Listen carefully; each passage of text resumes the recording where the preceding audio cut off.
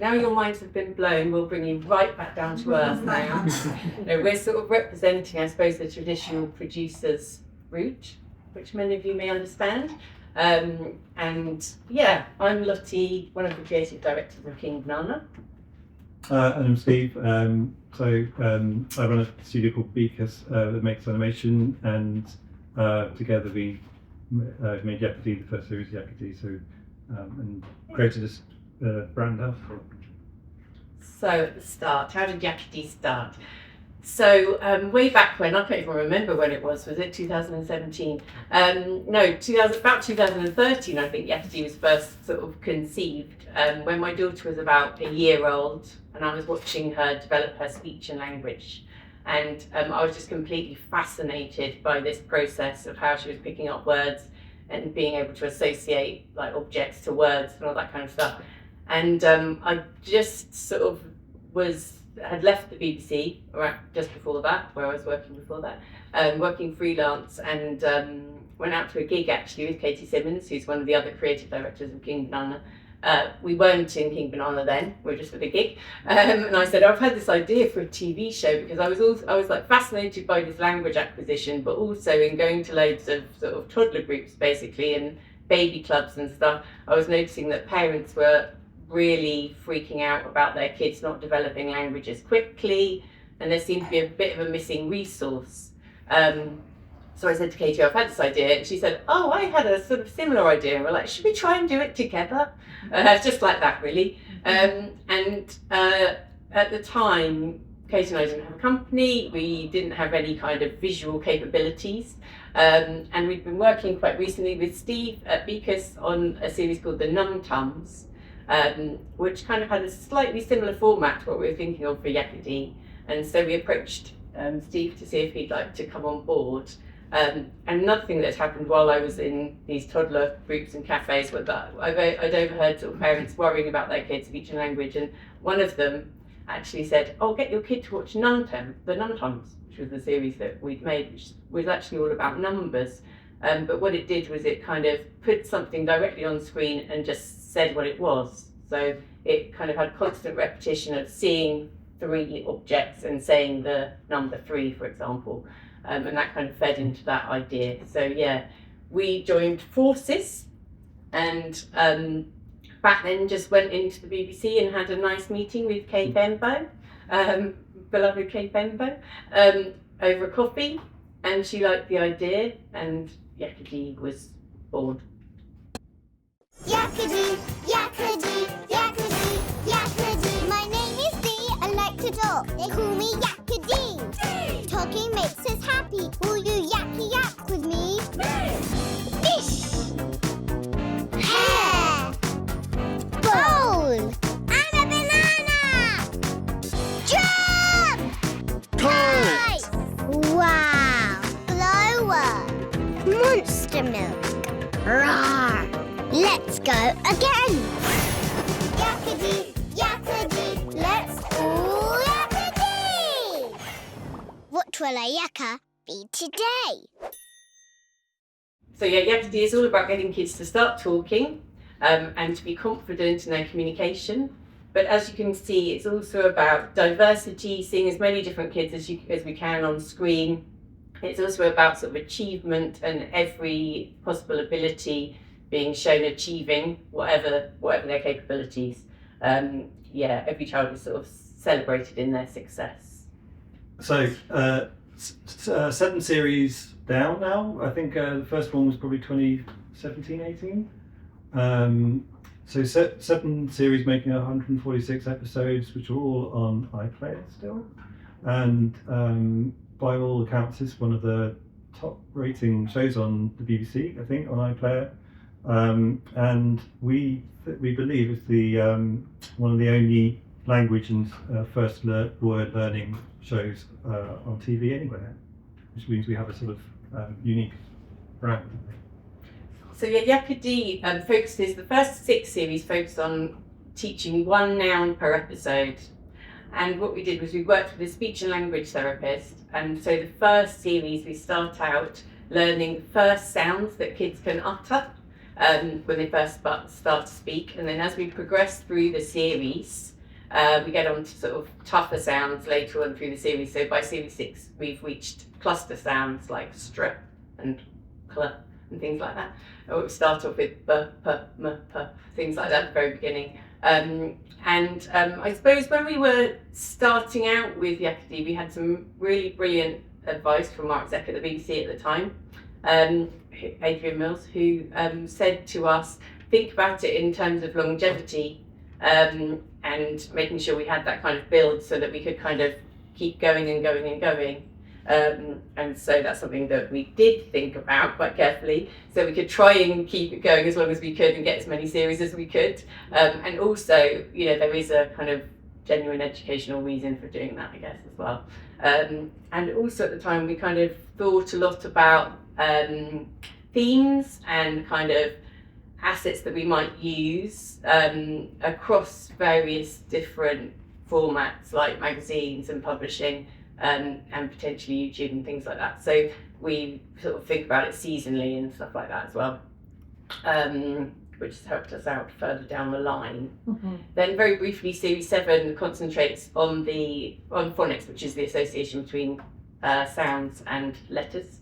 So we kind of identified there was a gap between learning to speak, which Dee does, and then things like alpha blocks, which help you to learn to read. So there was a gap in the middle where you don't know what the letters look like or sound like.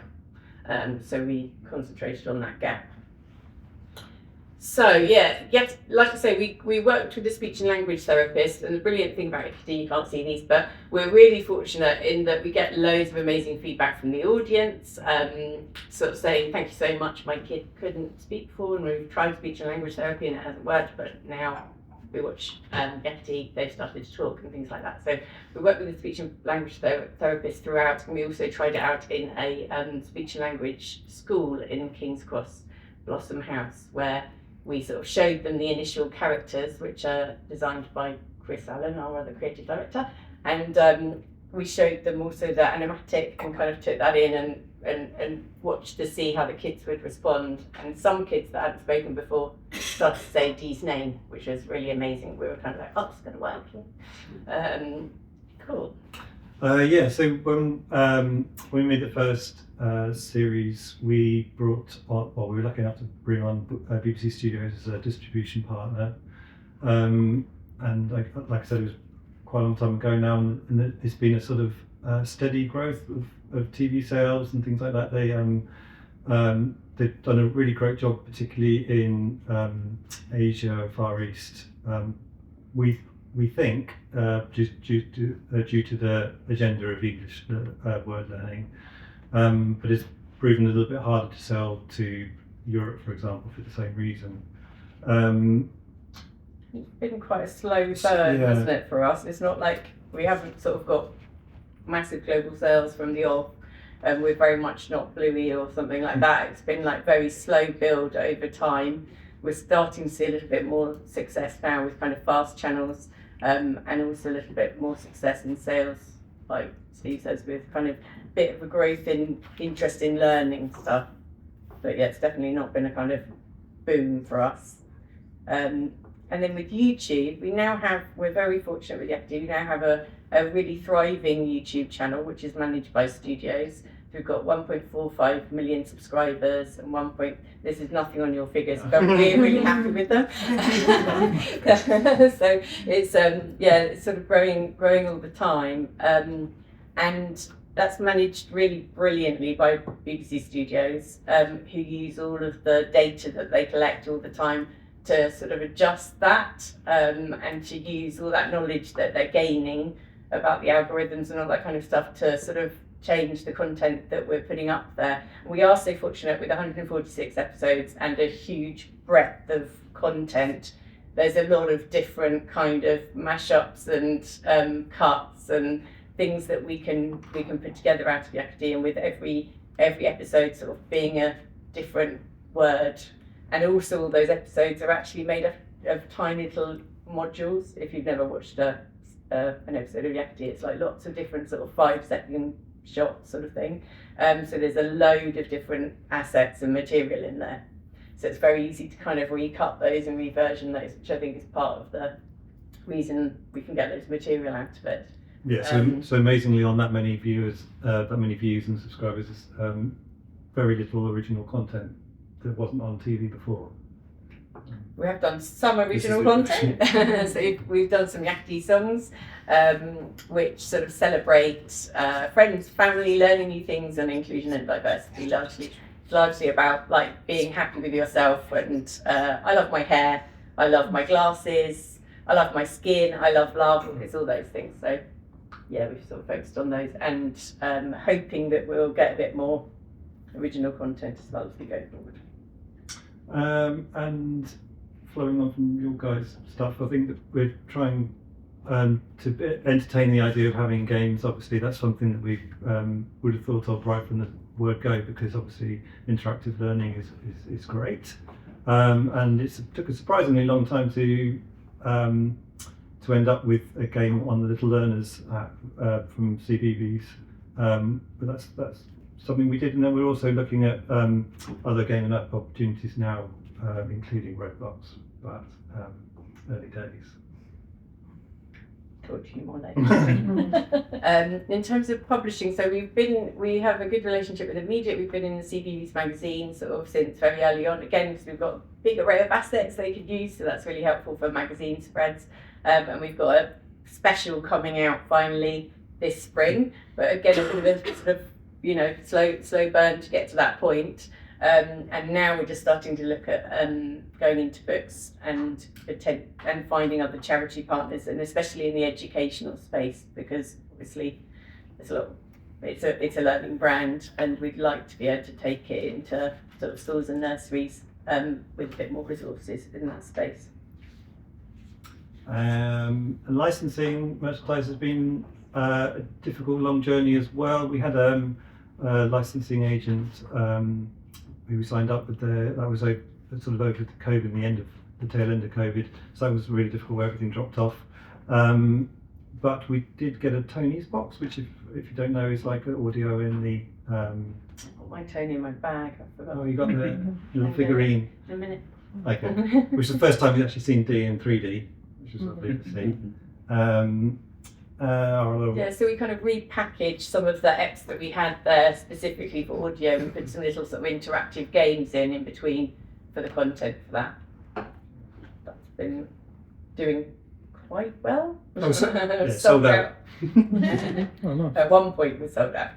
And then with Yakka we also do a little bit of adult facing content, not a huge amount, but we do a bit on socials. Through COVID we sort of created quite a lot of resources for parents to help them get their kids talking and interact with them at home, and sort of some colouring sheets and things like that. But we're looking into trying to do a lot more adult facing content now, because there is that sort of steer towards real overt learning brands, and also obviously recently there's been a big push from the government about the fact that kids are going into primary schools not being in a position to really start primary school, and she's a good brand to help with that, so a bit more with adults there.